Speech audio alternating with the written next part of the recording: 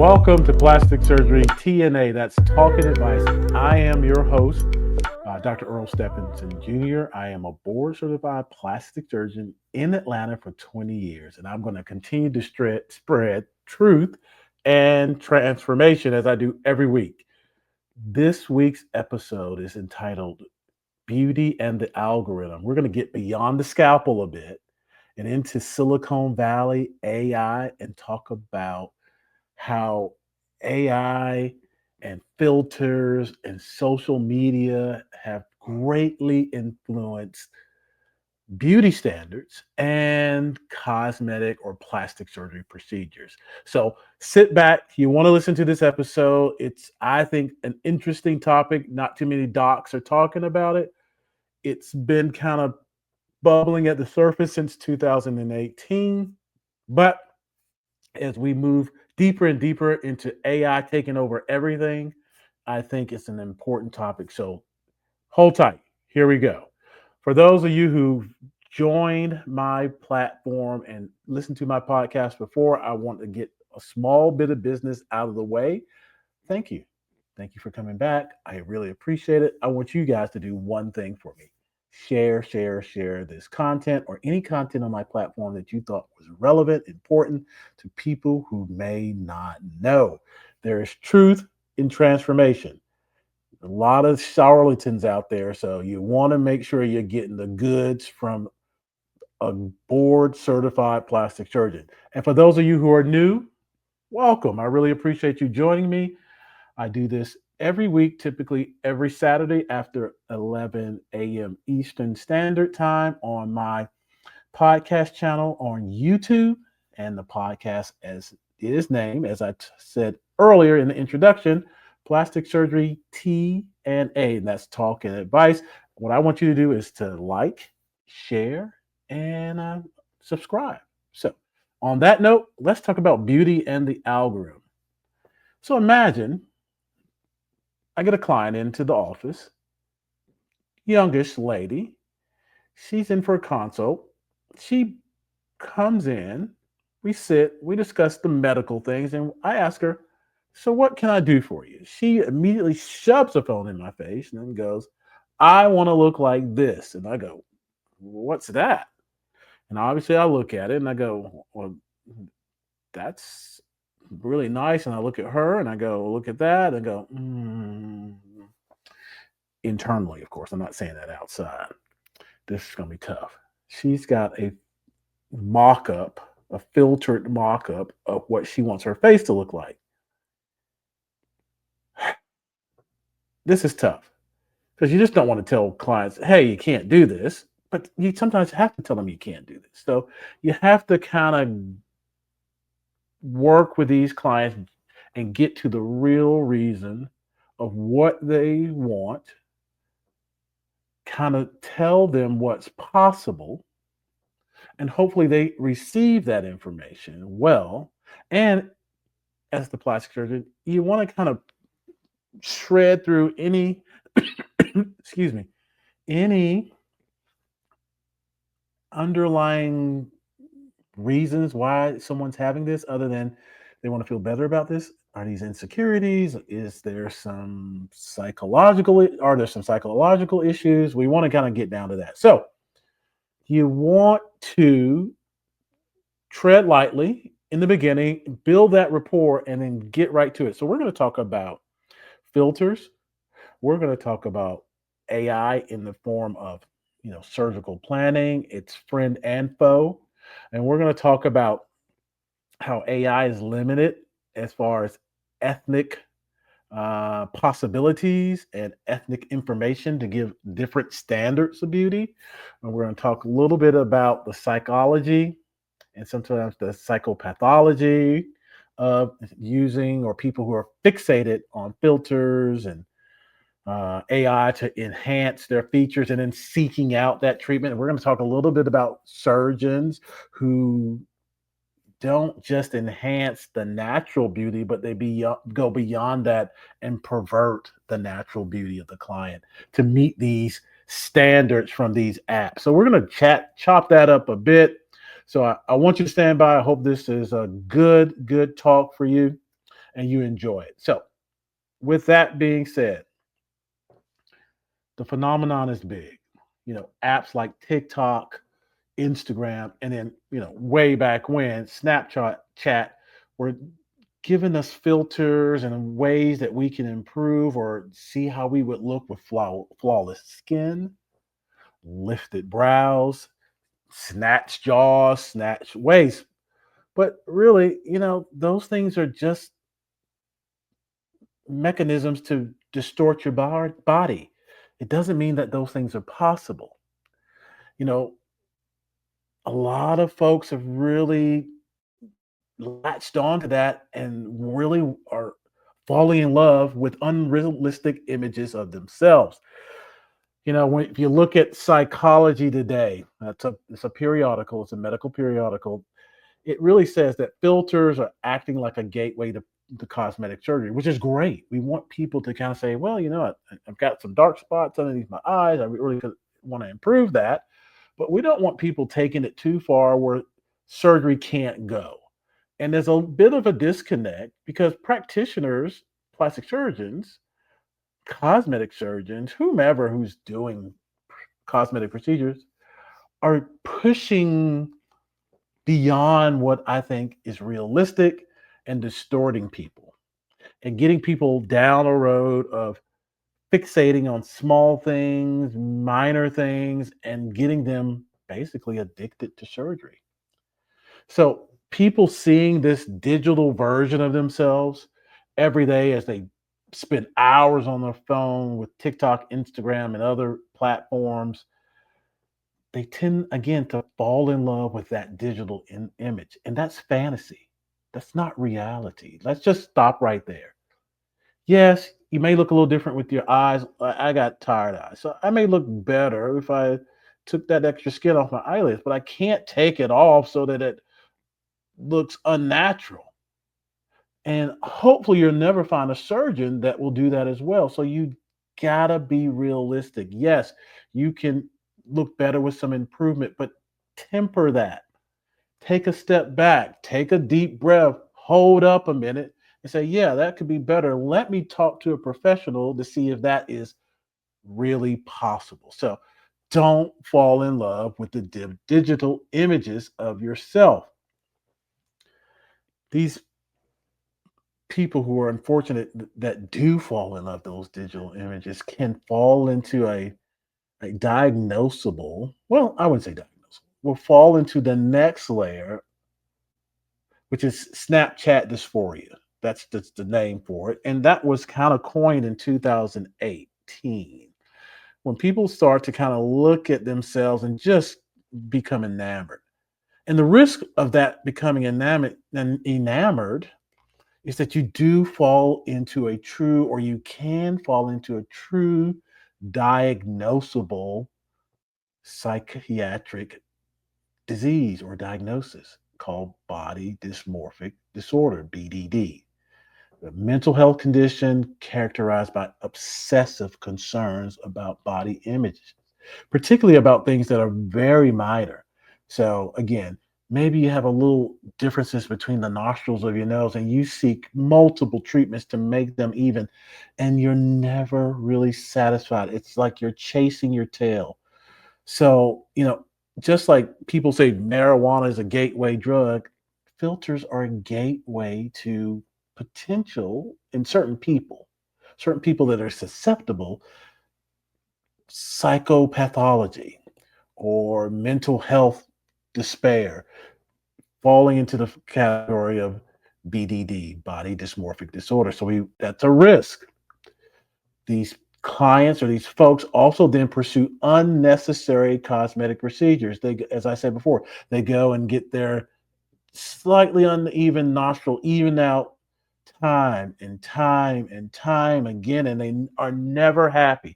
And they berate the surgeon that just operated on them. They go to the next surgeon. So that's a red flag for me when somebody shoves a phone in my face or shoves a picture in my face and says, I want to look like this.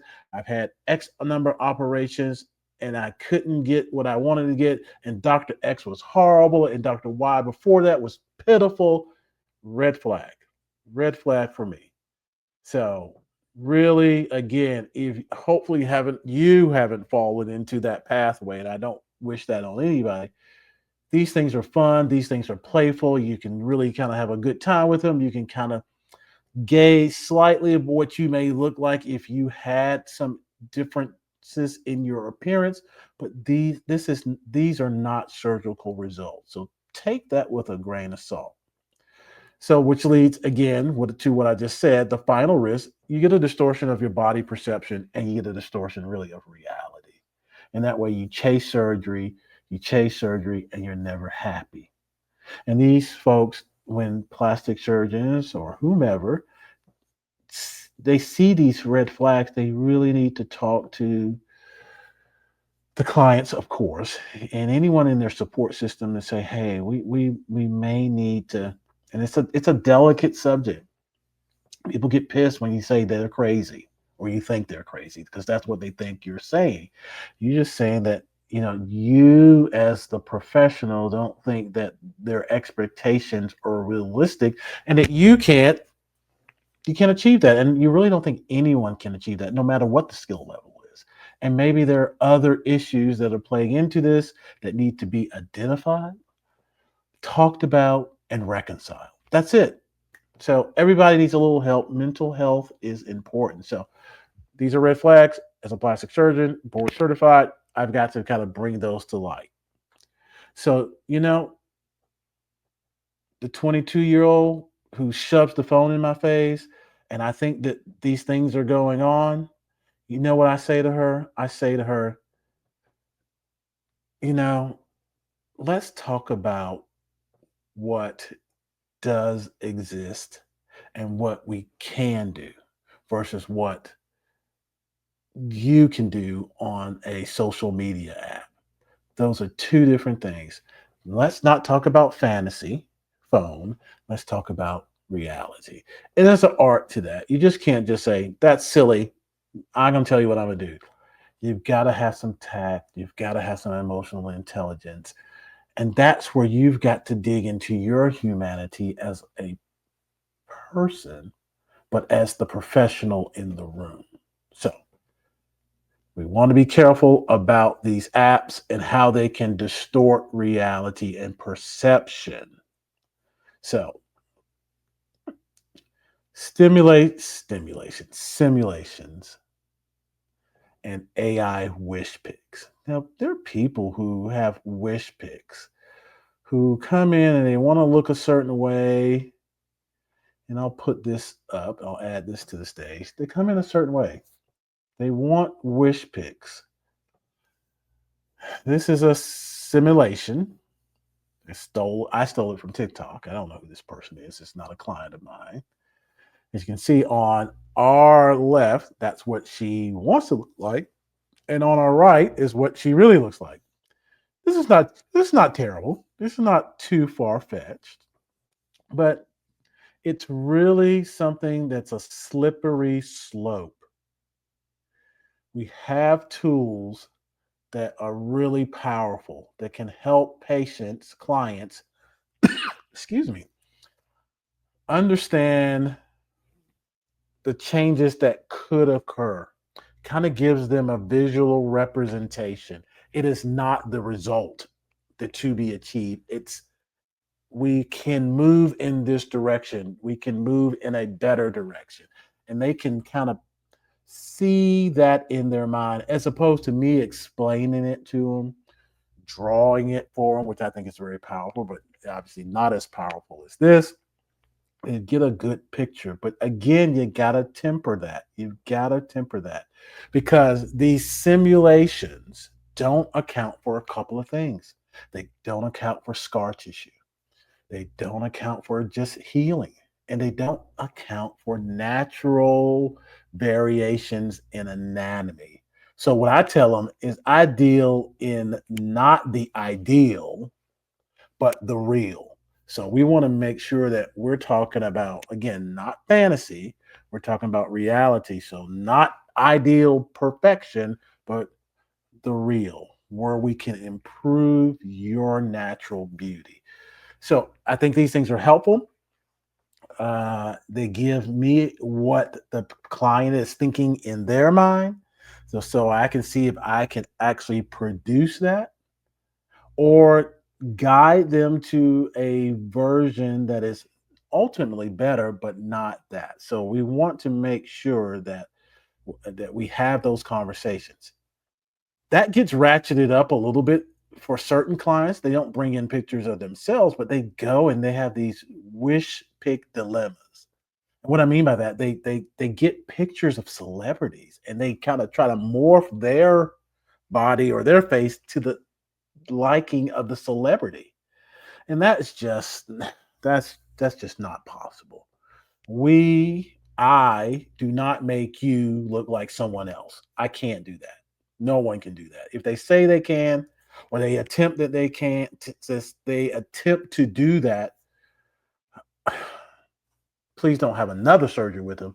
If you're wise enough to pick up that they say they can do that, then don't have a surgery with them because no one can do that. Because these celebrity wish pics or you looking like I don't know. I'm old. I'll just use the normal people. You looking like J Lo. You looking like Kate Blanchett. You looking like Halle Berry. That's just not it because there's only one Kate Blanchett. There's only one Halle Berry. There's one J Lo. We can make you better. Those AI images or mock-ups don't take into context your bone structure, the bone structure that you're trying to achieve for the celebrity, the skin type. None of those things are really taken into account. You can't go and become someone else. That's just not possible. You know, again, this technology is a guideline. It's helpful for expectations. It's never the standard to shoot for. It just helps me understand what you're thinking, helps you visualize. If I use it on my end to present to you, like we're going to do a rhinoplasty or nose job, and you got a big hump, I can use some of the software that I have, such as, what I used to use, it's Vectra. There are newer technologies called Chrysilax out there where we can alter things slightly to kind of give you a visualization of where we're going to go. Again, not the ideal, even if I present it. This is not what we're going for. This is what we can show you as a direction of improvement. Because again, those modalities, even though they're on my end and they're professional, still don't account for healing, still don't account for bone structure, still don't account for scarring. So these are just aids. That's all they are. So be very, very, very, very careful with this. I can't, cannot say that enough. I sculpt beauty in reality, not fantasy. So we want to be really, really wary, and I'm going to point to us now on the side of practitioners when we produce these vector images, these Chrysilax images, that this is only a simulation. This is not the standard we're going for. On the other end, clients, it's great that you bring pictures in. It do not bring pictures in of you trying to be like another person. That's not going to help. You can bring pictures in like this one here of this lady here who looks like she probably wants a rhinoplasty. I think we can straighten her nose. Her lips can be enhanced with filler. She can definitely get some skin care to take care of the texture and tone of her skin, and then she can apply makeup as she sees fit. So again, this is not unreasonable. So this gives us a good measure of what you're thinking like you want to look like. And then I give you the goods as to what I can do to get you better in that direction, but not like this at all.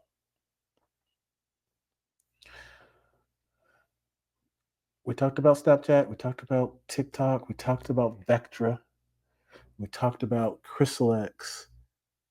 All these things, whether it's on the professional side or on the layman or consumer side, You know, there's just a cultural collision and an algorithm bias. AI and algorithm and technology to this degree is not neutral. You know, the filters tend to promote Eurocentric features,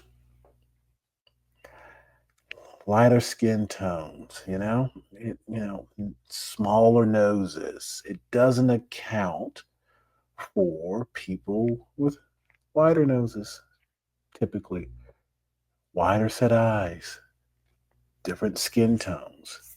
Things will probably get better, but it doesn't really account for that when you try to plug yourself into a standard of beauty. So, you got to be a little careful about that for sure. We got to think about that. Your culture, your ethnicity is not a flaw. It's a part of your beauty. You know, at ESJ Aesthetics, which is my business here in Dunwoody, we don't erase your culture. We don't erase your ethnicity. We enhance it. We enhance your natural beauty. We enhance your natural handsomeness, confidence, whatever you would like to say. We do not, and we're not in the business of erasing your culture and, most importantly, your ethnicity. So we take that in consideration. That makes you you.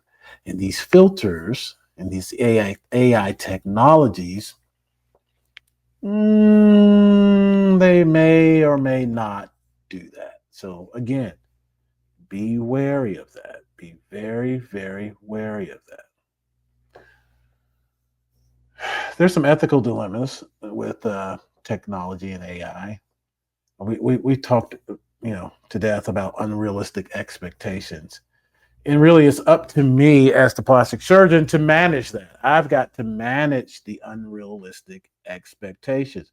When people come into the office with these types of things, more so the pictures in the middle and to the left of the screen, they want their brows up this far, they want this done to their cheek, they want their nose that thin. I got to manage that. I got to manage that as the professional in the room. Social media, they set unrealistic expectations. They just do.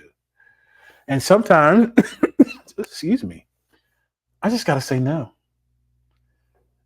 Not really because I can't do it, because maybe I can, but, this may be coming from a different place. These desired changes may be coming from a place of insecurity. And that's nothing surgery or scalpel or filler or whatever can fix.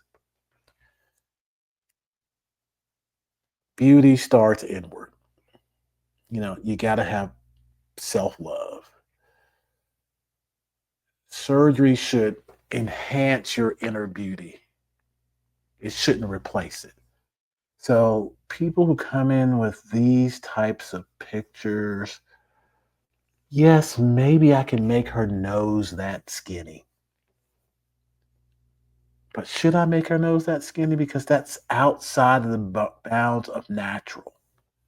I'll show you another picture that I talked about in one of my previous podcasts. There was a procedure out in Turkey. Turkey's big, called the Whoville nose. And then, now again, I don't know if this person brought a social media filter or some AI generated picture, but obviously the picture on the left is before, and that patient has a long nose, a not defined tip, a hump, a droop to the tip. Those things can be improved, and that's standard issue stuff. But to improve it to the point that it's turned up like this on the right, that's that's not what we should do as plastic surgeons. That's not what we should do. We should look at the patients and say, and kind of figure out, this is not, I want to refine my nose. I want to change it to something that's outside of normal. And there may be something deeper troubling the patient. So we want to make sure that we amplify this particular client's personal confidence. Since he's a man, I won't say beauty, personal confidence. So, we got to manage patients, clients' expectations.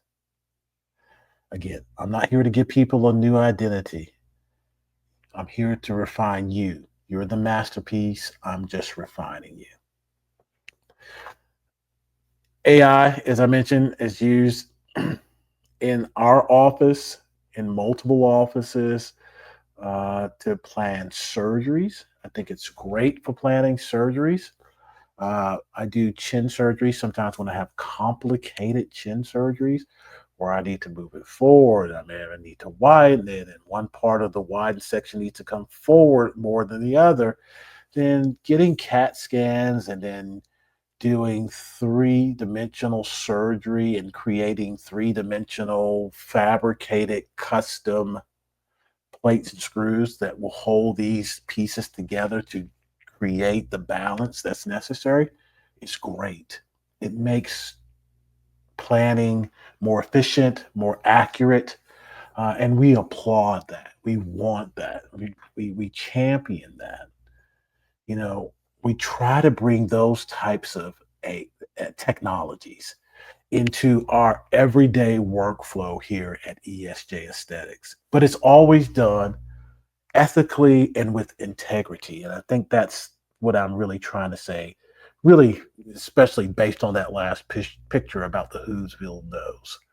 We try to do things with intelligence, integrity, ethically, from surgical planning down to virtual consultations. That's a technology. It's not AI, it's not filtering, but it's a technology where we have HIPAA compliant platform that protects your privacy. We have technology where we have whiteboards where I can draw. I can actually take your pictures of your body and draw them with pens, not use computers, but pens where I can outline areas that I can contour and improve and point out areas that are benefit to us that we don't want to disturb and that will enhance the overall result. So technology and AI is not all bad. When it's applied to social media in the hands of the consumer, again, it can be playful, but it's not diagnostic. So we got to be careful about that, and we got to police ourselves as practitioners when it's brought to us either from the consumer end, as I said before, or we present it, that we present realities that can show change, but they're not standards to reach or surgical procedures that we're going to go after that particular exact result. You know, we use technology and artificial intelligence to educate our clients. The most important tool, technology in the room at the time of the consultation or the preoperative appointment or just a initial discussion. It's not the virtual consultation technology. It's not the selfie filter that you brought from Instagram. It's not the result that I can show you where what changes possibly could happen with a Vectra image. The most important tool in the room, if I can use that, is the surgeon. It's your board certified plastic surgeon. His or her experience, his or her skill level, and his or her honesty about those things is the most important tool and can never really, in my opinion, be replaced. We talk about technology and AI replacing jobs all across this globe. And it's creeping into medicine and it's replaced some things, and people think it will replace medicine. Maybe I'm a bit biased, but I don't think it can replace your experience, your human experience. Your human experience is important. Your training is important. So when I'm in a room with my client, all these fancy bells and whistles are great, but it I'm not saying this to be boastful or a jerk, but it really all kind of begins with me and ends with me. There's some factors out of both of our controls, healing, so on and so forth, but it really begins and ends with your board certified plastic surgeon. So, we talked about a few things. This is a little shorter version, but I thought it was an important topic to discuss. You know, we talked about filters. I think they're nice and they're playful. We're not talking about coffee filters. We're not talking about cigarette filters. We're talking about filters that are used to give people a perception of what they could look like if they could have a cosmetic or aesthetic surgery. And for a lot of these procedures or these mock ups or these corrections, sometimes there is no surgery for that. Sometimes there just isn't a surgery for that. And sometimes there is a surgery for that. But when these mock ups are extreme, then it may not be wise, and it probably isn't wise for the plastic surgeon to proceed with that extreme change. So technology is friend and foe. I say that often.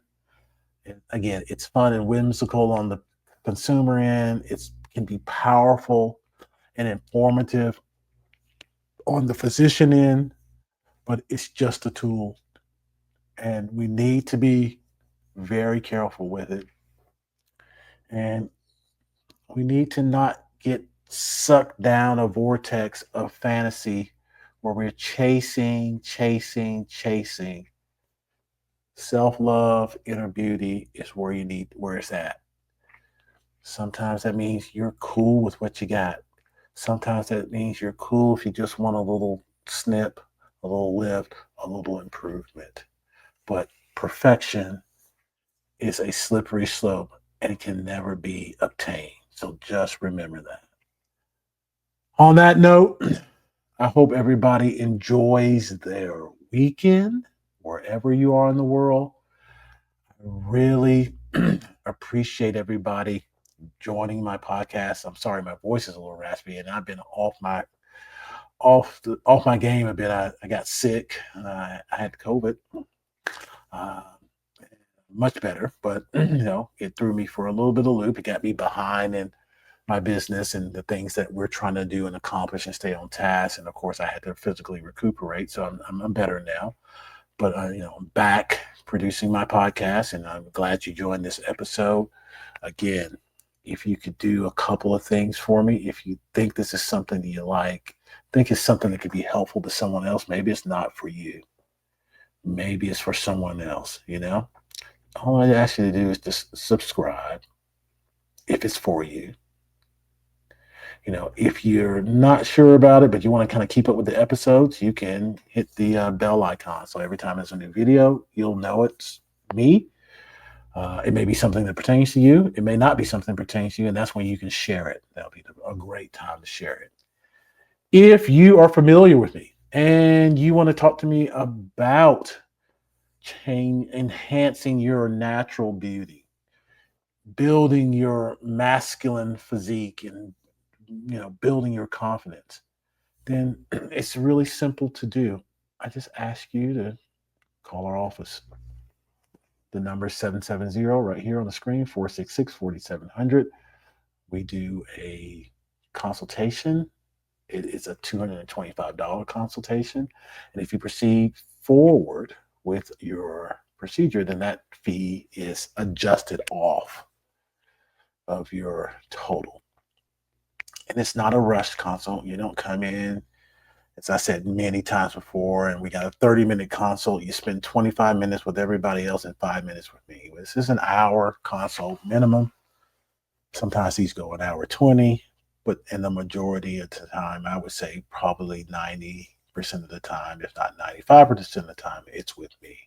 Because what I want to do is, again, give you truth and transformation. And what that really means is I want to give you information so that you're armed with all the right information and you can go home. You can talk about it. You can think about it. You can chop it up with people in your circle, and you may make a couple decisions. You may work with me, which is fantastic. You may decide to ask more questions and come back and chat with me and then go see someone else. That's cool too. You may decide that you don't want to work with me or you don't want to work with anybody because you're cool with what you got. You got the information. It's not for you. And that's fine, because what I want to do is arm you so that you can make the best decision for you, whatever that is. And on that note, I hope everybody, as I said before, has a great weekend, and check us out next Saturday. I believe I'm talking about Facebook groups. Yes, plastic surgery Facebook groups. They're interesting. A lot of them are public, some of them are private. And I think they're like anything, there are pros and there are cons. And we're going to get into that next week. So if you're interested in that or other subjects, check out my podcast. I've got multiple episodes, but next week we're going to talk about Facebook groups, and we will see you then. Until then, peace.